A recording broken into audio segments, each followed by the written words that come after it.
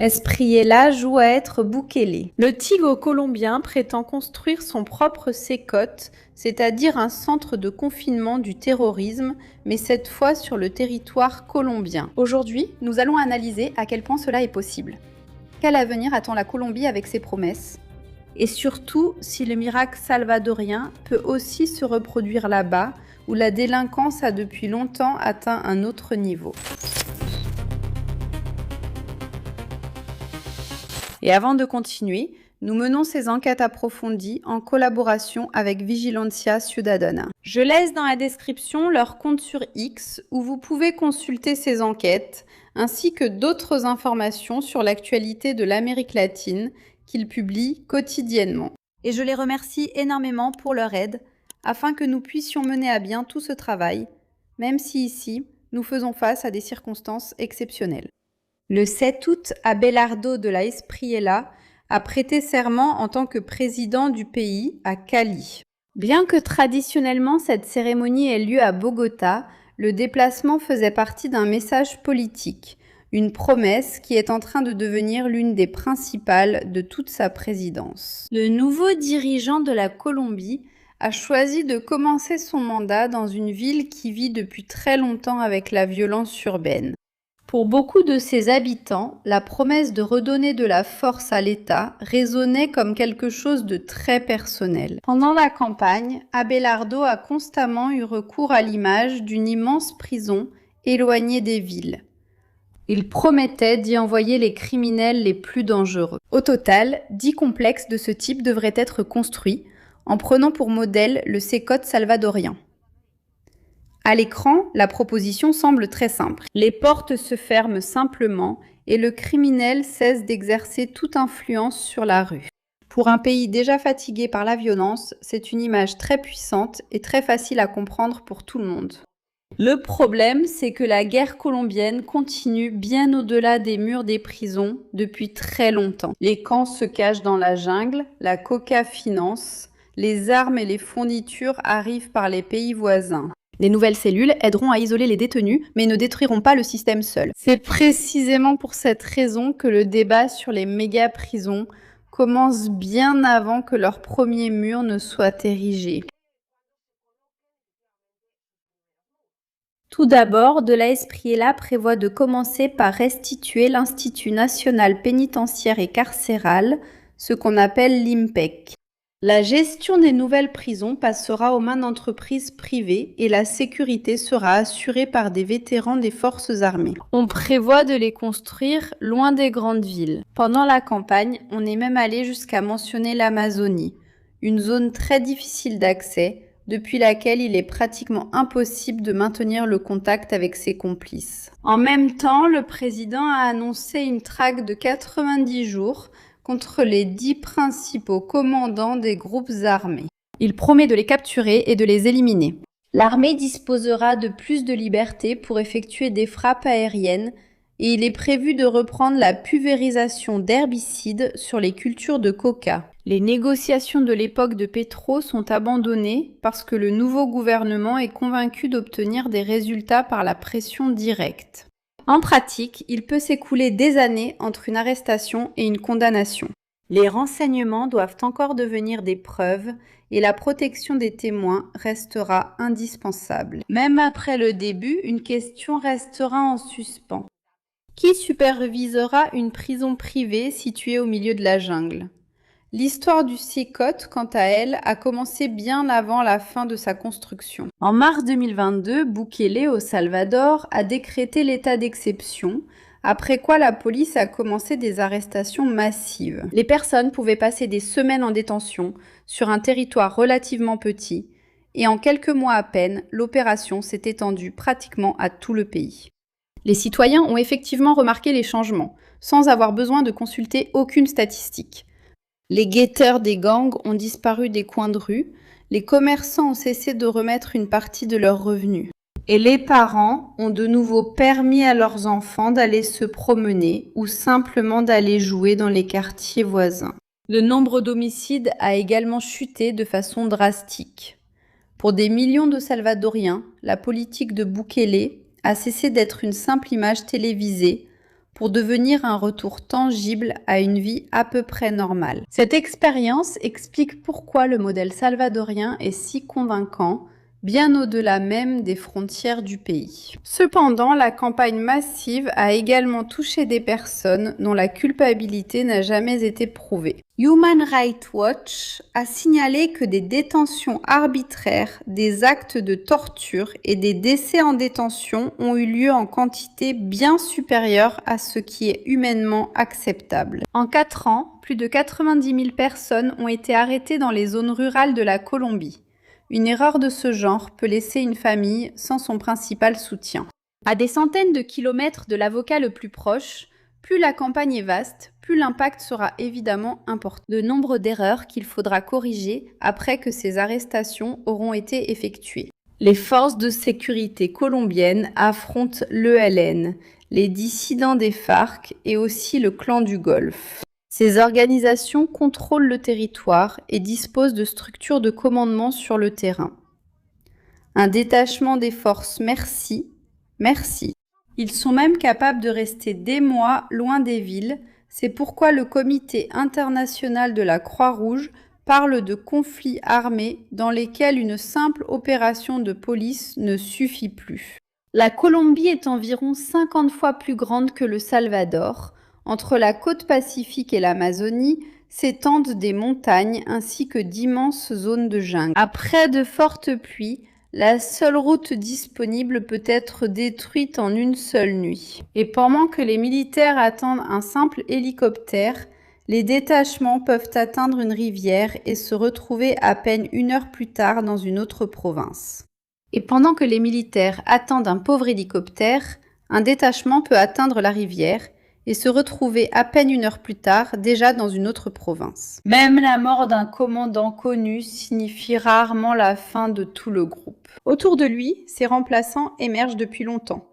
Ils savent utiliser des drones, ils connaissent les routes de vente de la cocaïne.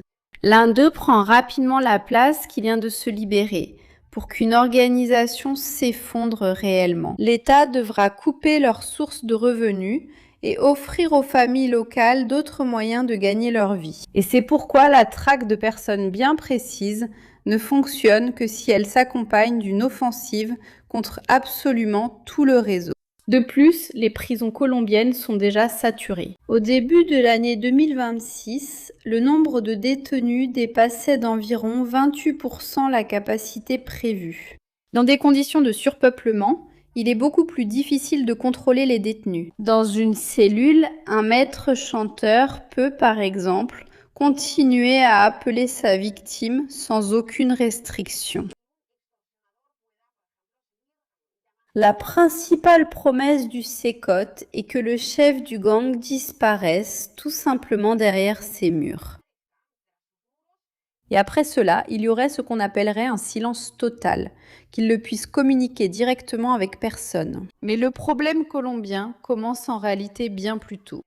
Un enquêteur débordé de travail remet au procureur des preuves incomplètes. Et le tribunal reporte donc à nouveau l'audience. Un nouveau bâtiment n'accélérera en rien ce travail, donc une arrestation spectaculaire peut très bien se terminer par une remise en liberté. Le point faible de la réforme se trouve dans le bureau de quelques arrondissements où il s'accumule. Des plaintes pour extorsion restent encore à examiner. Un témoin connaît le nom dont les autorités ont besoin, mais il a peur de le prononcer s'il ne reçoit pas la protection adéquate. Une analyste financière détecte trop tard un transfert suspect. Si ces personnes ne reçoivent pas assez de temps et de ressources, les nouvelles cellules se rempliront rapidement, tandis que les véritables organisateurs resteront là où ils étaient auparavant, dans l'ombre. Au-delà de cela, cette guerre a sa propre comptabilité. Une cargaison de cocaïne vendue finance le mois suivant d'opérations pour tout un détachement. Alors que l'or provenant d'une mine illégale est transformé en argent liquide grâce à des intermédiaires apparemment ordinaires. Même le propriétaire d'une petite boutique apporte sa contribution sous couvert d'un paiement de protection. Tant que ce circuit financier continue de fonctionner, un campement perdu peut être reconstruit en seulement quelques semaines. Le président de la Colombie souhaite également rétablir l'épandage aérien d'herbicides. Un avion peut détruire une plantation en une seule journée. Mais ensuite, l'agriculteur se retrouve avec un terrain vide et les mêmes dettes qu'auparavant. L'acheteur de coca lui proposera de nouvelles graines et une avance rapide. C'est pourquoi les cultures légales ne pourront s'imposer que là où il sera possible de les transporter jusqu'au marché et de les vendre sans perte. De la même manière, les groupes armés recrutent également de nouveaux membres. Un homme armé arrive au village et propose à un adolescent une somme d'argent qu'il n'avait jamais vue auparavant. Pendant ce temps, le fonctionnaire de l'État ne passe par là que quelques fois par an. Et bien souvent, il ne se rend même pas compte que cette situation a des conséquences. L'ordre d'intensifier les bombardements semble ferme lors d'un meeting. Mais sur le terrain, la situation est en réalité très différente. Un campement peut se trouver à côté d'habitations civiles et parmi les combattants, il peut y avoir des adolescents enrôlés de force. Le pilote a besoin d'informations actualisées qui, dans la jungle, peuvent devenir obsolètes en seulement quelques heures. Une seule erreur peut tuer des civils, fournir à l'ennemi un argument pour recruter de nouveaux membres et compliquer énormément la lutte contre le crime organisé pour l'ensemble d'un gouvernement national. Après les promesses militaires, vient le moment de faire les comptes. Une prison au milieu de nulle part a besoin de routes, d'électricité et de médecins à proximité. Il sera également absolument nécessaire de superviser l'opérateur privé après l'inauguration solennelle. L'aide américaine couvrira bien sûr une partie de l'équipement, mais les salaires des policiers ruraux resteront à la charge de la Colombie. L'argent destiné à une construction spectaculaire cessera d'arriver dans une région récemment libérée. Cette concurrence pour les ressources deviendra nécessairement l'une des questions les plus douloureuses pour le nouveau président. Au-delà de cela, il y a aussi les problèmes extérieurs. Ainsi, 3 jours après l'investiture, les plans politiques ont dû être temporairement relégués au second plan à cause de la marche. Le 10 août, un tremblement de terre de magnitude 7,4 a frappé l'ouest du pays.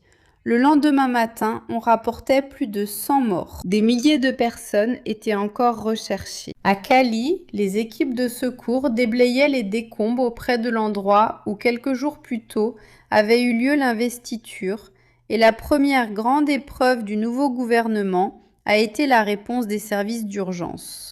En même temps, d'autres régions du pays se préparaient à la sécheresse. La Croix-Rouge a commencé à aider les familles de César et de Tolima avec un programme de soutien destiné à environ 2400 personnes.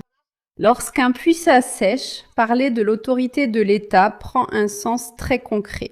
Il est important de savoir qui est le premier à apporter de l'eau et qui aide réellement une famille à survivre jusqu'à la prochaine récolte. Les premiers jours ont donc révélé le véritable prix des promesses présidentielles. Il faudra également puiser dans le même budget pour reconstruire les villes après le tremblement de terre, soutenir les régions touchées par la sécheresse et poursuivre la guerre. Dans ces mêmes comptes, il devra également y avoir 10 nouvelles prisons promises. Le gouvernement devra expliquer publiquement chaque décision. Pourquoi toute nouvelle construction reporte une autre dépense urgente et pourquoi cela est bien plus nécessaire pour la Colombie. Et pendant les premières semaines du mandat, ce choix a déjà cessé d'être quelque chose de théorique pour devenir une réalité. En conclusion, la Colombie a vraiment besoin de prisons depuis lesquelles il est impossible de continuer à diriger des activités criminelles par téléphone. Un commandant dangereux doit disparaître de son réseau et perdre la capacité d'acheter la loyauté des gardiens. Pour des personnes de ce type, un isolement strict est plus que justifié. Le résultat pourra être vérifié de manière étonnamment rapide. Soit le réseau se tait lorsque la porte de la cellule se ferme, soit il continue de fonctionner sous les ordres d'un nouveau chef. Ceux qui vérifieront le résultat seront les citoyens ordinaires. Le commerçant cessera de recevoir des appels lui réclamant de l'argent, l'adolescent pourra aller travailler, le policier pourra rester dans le village après la tombée de la nuit. C'est alors que la réforme prendra tout son sens, ou si la seule chose qui change cependant, ce sont les noms sur la liste des prisonniers, le pays n'aura fait qu'acheter une trêve très coûteuse. Bukele a offert au tigre colombien une image de victoire très puissante. Un immense complexe pénitentiaire, le silence dans les cellules et la tranquillité dans les rues. Mais le véritable travail de la Colombie commence là où, normalement, elle n'allait pas. Les caméras de télévision se déploient dans le bureau d'un enquêteur, sur une route rurale défoncée, dans un champ après l'éradication de la coca. Les murs peuvent être construits très rapidement, mais obtenir la paix autour d'eux demandera encore beaucoup de temps. C'est pourquoi, au-delà de la construction de n'importe quelle super méga prison, ce sera la capacité de l'État à maintenir l'ordre dans le pays jour après jour à l'extérieur qui comptera. En dehors des murs d'une énorme prison, c'est précisément ce travail qui pourra nous répondre à la question de savoir si le tigre parvient réellement ou non à changer la Colombie pour toujours.